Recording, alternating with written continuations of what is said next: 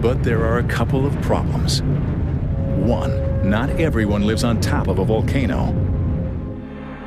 Unlike wind and solar installations, which can be built almost anywhere, geothermal plants can only be built on geological hotspots that exist on less than 10% of the planet. I think Iceland is unique because it has a significant amount of easily found and verified geothermal resources.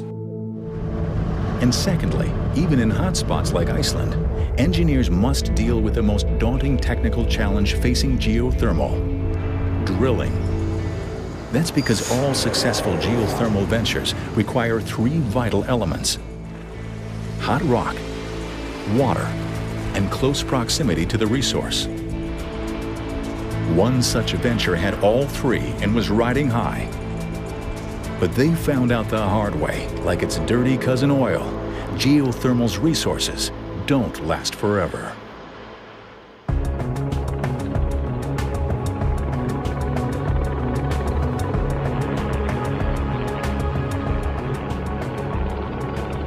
Hidden in the mountains of Northern California, almost 120 kilometers north of San Francisco, lies the geysers, one of the largest geothermal resources in the world. What looks like a stunning nature preserve is really a 48 square kilometer complex of power plants, the largest and most powerful ever built. Here, 22 individual plants, owned by several separate power companies, generate nearly 3 times more power than all of Iceland's geothermal plants combined.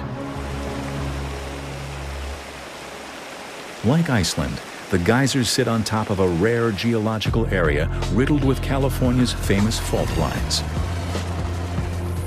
Here, massive amounts of heat rise to the surface where they are accessible to drilling. Most importantly, the geysers are filled with underground moisture.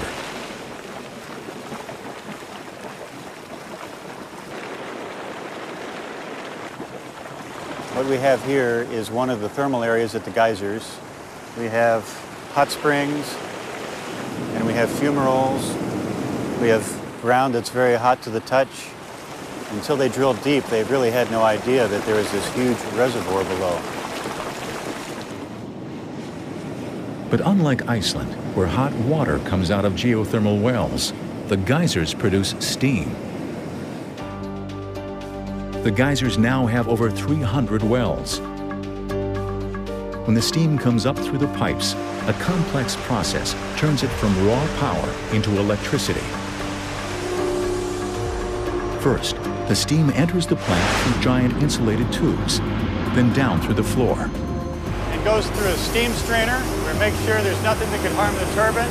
It comes down and heads towards the turbine. The steam comes in on 2 sides, and it expands through a set of rotating and stationary blades, extracting all the energy out of the steam.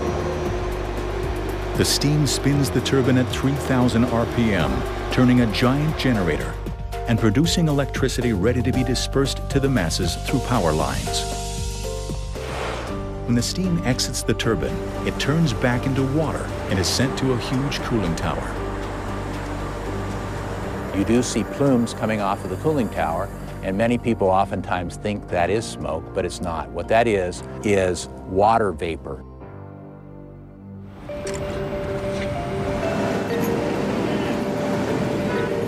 It wasn't until the 1970s that the oil crisis persuaded several public and private utilities to try geothermal, then a rarely used technology. At their peak in the 1980s, the geysers had 23 plants generating nearly 2,100 megawatts. More electricity than any other geothermal field in the world, and the equivalent of 2 nuclear power plants. Enough power to light up nearby San Francisco. The geysers had it all: hot rock, water, and easy access near the surface. Then, in the mid-1980s, an unforeseen problem crippled the entire operation. Steam from hundreds of wells began to dry up. They didn't realize that it was an inexhaustible supply of water. Common sense would tell you now that they should have realized that, but Where was the water going? Each day, steam was condensed into millions of liters of water and passed through the cooling towers. Some went back into the ground, but 80% simply evaporated into thin air. Within 10 years, the massive loss of water and steam caused power output to drop by over 40%, threatening the plants financially. Outside observers were not surprised by the turn of events. It in fact was what everyone really expected in terms of a geothermal resource field, which is that the hot water dries up. There is a risk of depleting the resource. The water reserve that had accumulated over thousands of years was being sucked dry without enough time to naturally replace it.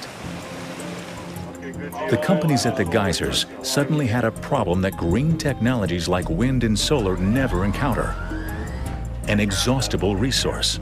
they all basically decided to exit the geysers around the same time. Everyone except one enterprising company that decided to buy up these declining facilities. By 1999, a power company called Calpine Corporation had purchased 19 of the 22 failing plants, to the surprise of many skeptics. But they had an ingenious plan to bring the wells back to life, something impossible in an oil well. The rock below was still hot. All they needed to do was add water into the empty reservoirs from an outside source to create more steam. How much water? A whopping 72 million liters a day, enough to fill 28 Olympic swimming pools. To solve the problem, Calpine diverted recycled water from nearby counties. Once treated, it travels over 100 kilometers of pipeline to the geysers, where it is injected into the wells, returning to the surface as steam. The plan stopped the geysers' decline, but output today is down more than 50% since its peak in the late 1980s. In order to maintain or increase production, geologists and engineers struggle daily to drill new wells. But drilling itself presents formidable obstacles to the geothermal industry.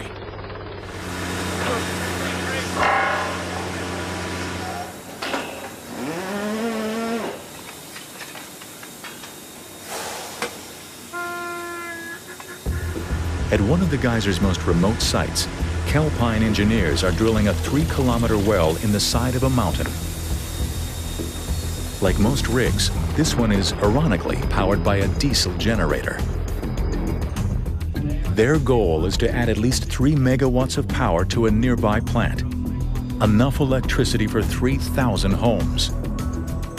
But a section of metal casing used to line the well collapses and work grinds to a halt. Now, rock debris is blocking the well, and the team has to get it out. If we don't get that out of the well bore, then it's going to fall in, it's going to stick the pipe. We can't rotate, we can't go up or down. To solve the problem, the drill team pulls out about 1.5 kilometers of the casing, a laborious process.